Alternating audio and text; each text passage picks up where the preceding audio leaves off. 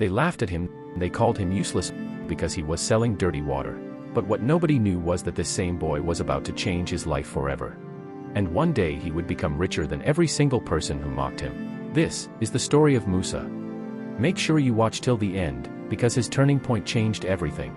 In a forgotten village on the edge of northern Nigeria, where the sun burned hotter than hope itself, lived a boy named Musa. Musa was not like the other children, not because he was special but because he was poor. Extremely poor. His family lived in a small mud house with a leaking roof. When it rained, water didn't just fall outside, it fell inside too. Food was never enough. Sometimes, not even close. Every morning before sunrise, while other children slept, Musa carried a rusty yellow jerrycan, not to school, not to play, but to fetch water. The nearest water source was a muddy stream, nearly 5 kilometers away. The water was brown, thick, and smelled like something that shouldn't be touched, let alone drunk. But Musa had no choice. One afternoon, Musa decided to do something different. Instead of just bringing water home, he tried to sell it in town. Water. Fresh water, he shouted. Even though it was far from fresh, people stopped, looked at him and laughed. Fresh, one man said, holding his stomach. This dirty thing. Are you joking? Another woman shook her head. Go away, boy. You want to kill us children? His age pointed and laughed. Dirty water boy, filthy seller. Go back to your village. Musa stood there, holding his jerrycan, frozen. The laughter didn't just hit his ears, it hit his heart. That evening,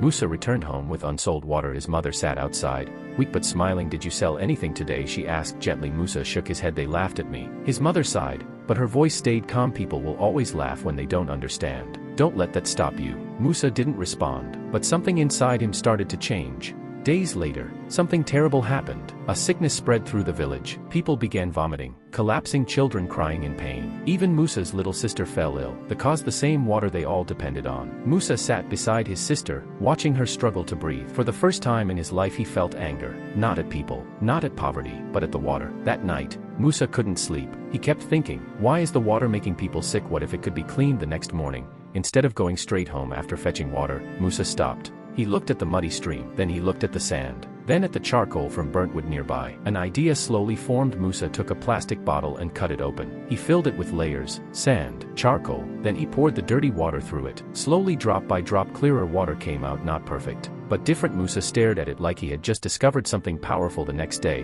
Musa returned to the market. Same jerrycan, same boy, but this time something had changed. Water, he shouted again. People turned, already ready to laugh. But Musa smiled. Not dirty water, clean water. The crowd paused, then someone stepped forward. Prove it. Musa's hands trembled as he poured the filtered water into a cup. The men looked at it carefully. This is still your dirty stream water, he said. Yes, Musa replied. But cleaner. The men hesitated, then drank. The crowd went silent. The men paused, then said, it tastes better. Murmurs spread. Let me try. Give me. Is it safe? For the first time in his life, people were not laughing. They were curious. But success didn't come easy. Some people still doubted him. Others accused him of lying. And worst of all, local water sellers became angry. You're trying to ruin our business, one of them shouted. One night, Musa returned to find his bottles destroyed. His small setup gone. Musa sat on the ground, staring at the broken pieces. Tears rolled down his face. Maybe they were right, he whispered. Maybe I'm just a poor boy with stupid ideas. He almost gave up. His mother sat beside him. If you stop now, she said softly, then they win. Musa looked at her. But I have nothing left. She smiled. You still have your mind. The next day, Musa started again, bigger, smarter. He improved his filter, used stronger containers, worked harder. Slowly customers returned, then more came, then even more. Months passed. Musa was no longer dirty water boy. People now called him the boy with clean water. But Musa wasn't satisfied. He wanted more, not money, but impact. One day, a strange car entered the village. People gathered. A man stepped out, wearing a suit. He walked straight to Musa. I've been hearing about you, the man said. I want to take your idea beyond this village. Musa's heart raced. This was it. Everything was about to change. The man introduced himself as a representative from an organization working on clean water solutions. We've tested your method, he said. It works. Musa couldn't believe it. A poor village boy being taken seriously. Musa was taken to the city for the first time.